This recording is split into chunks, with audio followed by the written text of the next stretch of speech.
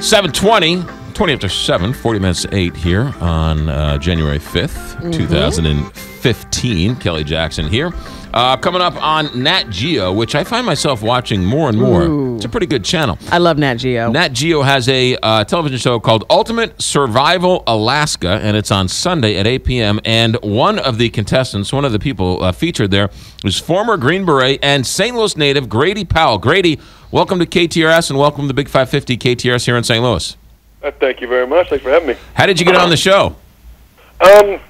Kind of a long story, but I'll cut it down. When I got out of the Army, I had to go to a career counselor type of guy, and he looked at my resume, said, "Oh, you probably don't need help finding a job."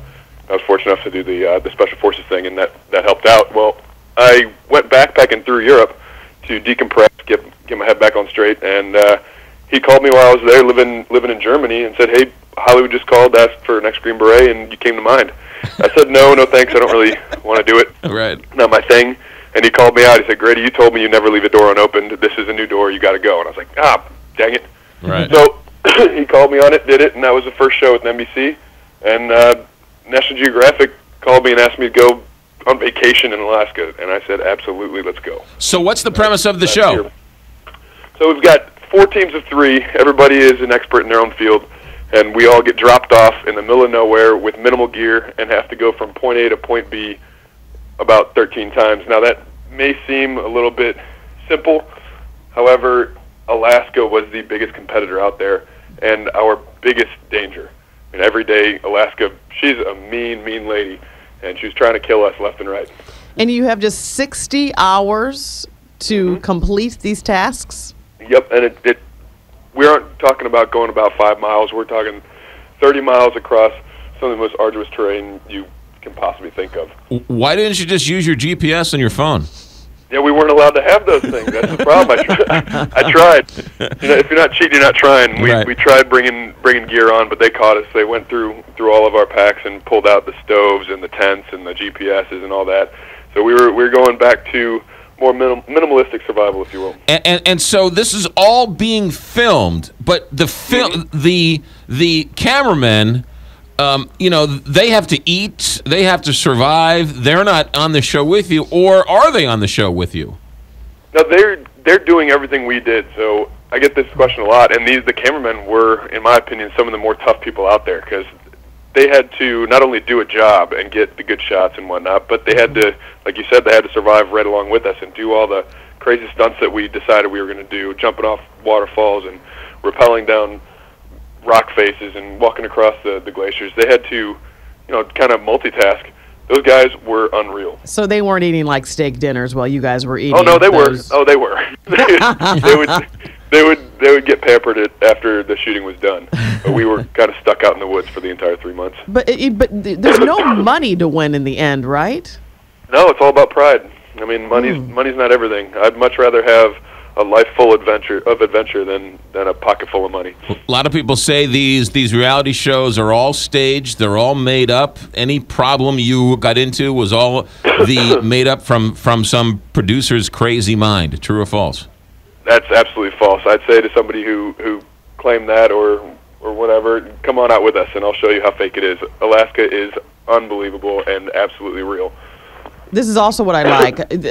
You have a couple of females competing too, so they got to be awesome. bad. They were some of the toughest women I've ever met in my entire life, next to my mom. And so how many weeks is the show? We were there for 30 days. This season is going to be airing for, I believe, 10 or 11 weeks, depending on the double features they're going to be doing. Right. And was it a prerequisite to have a beard? Because I'm looking at all the survivalists. Every one of you, except for the women. No, that's just because we couldn't shave while we were out there. And so, were you competing? Were there fake sort of contests each day, or was it just? No. It's all right. So the production team, they put a lot into this. They would pick where we were going in an effort to kind of channel us into these problems where it only makes sense to walk this route. And we got to pick our own routes, of course. But they would pick the terrain in such a way that it only made sense for us to go certain ways, and they knew that there was going to be some kind of obstacle there, like where there was a cliff or a waterfall we had to rappel down or jump down.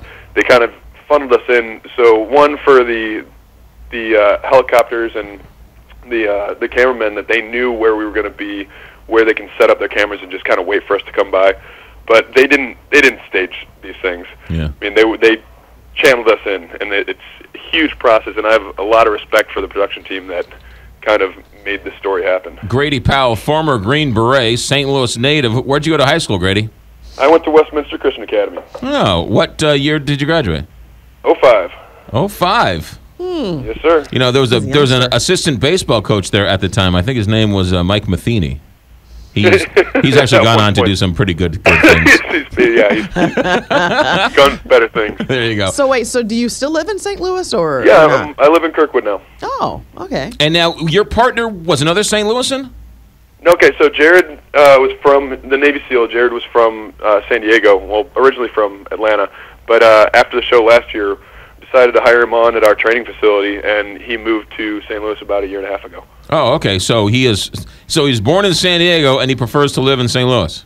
Well, born in Atlanta, lived in San Diego, right. Decided to come move to St. Louis because there was a job opportunity there. There you go. All right, pretty good. All right, so this is Sunday nights on Nat Geo, Ultimate Survival Alaska.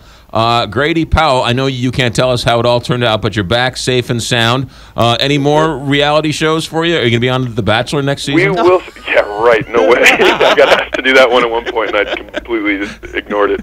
Not my thing. And any more TV shows in the future for you? I've got a couple in the works. Nothing completely concrete yet, but keeping fingers crossed. So they asked you to be on The Bachelor? It was somebody had mentioned it who had connections there. Yeah. And I turned my back. You know that McGraw. You blew he's that a huge one. fan of that. Yeah, I would rather not sign up for a failed marriage. It's not really my thing. Do not close a door, Grady. Come on now. You never know. No. I walked into it and then I swiftly turned around. And All right. Fair enough. Back out. We're gonna be having a screening at 360 downtown on the 11th or the 17th. Okay. So you guys ought to come.